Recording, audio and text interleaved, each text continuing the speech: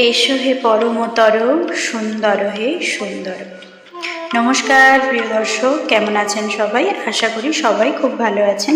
ভগবানের আশীর্বাদে, আপনাদের ভালোবাসায় আমিও বেশ ভালোই আছি। কাব্যকেয়ার ডেলি ব্লগের নতুন আবার একটি ভিডিওতে আমি আপনাদের আজ আবারও স্বাগত জানাই। আজ সন্ধ্যেটা একটু অন্যরকম, জানেন তো। সারাদিন তেমন কিছু খাওয়া হয়নি, তাই সন্ধেবেলা একটু ভারী খাবার খাওয়ার খুব মন হয়েছে। ঘরেই বানাবো একদম সহজ সাধারণ পাস্তা বানানোর জন্য আমি অল্প একটু ময়দা, লবণ আর সাদা তেল দিয়ে বেশ ভালো করে মেখে নিয়েছি।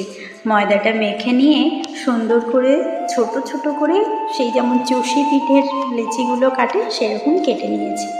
কড়াইতে এবার জল গরম করে অল্প একটু লবণ দিয়ে সেদ্ধ হতে দিলাম।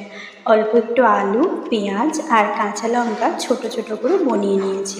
পাস্তাগুলো সেদ্ধ করে তুলে নেওয়ার পরে কড়াইতে তেল বসিয়ে আলু, কাঁচা লঙ্কা, পেঁয়াজ, সাথে দিলাম লবণ, হলুদ, জিরের গুঁড়ো আর ম্যাগি মশলা।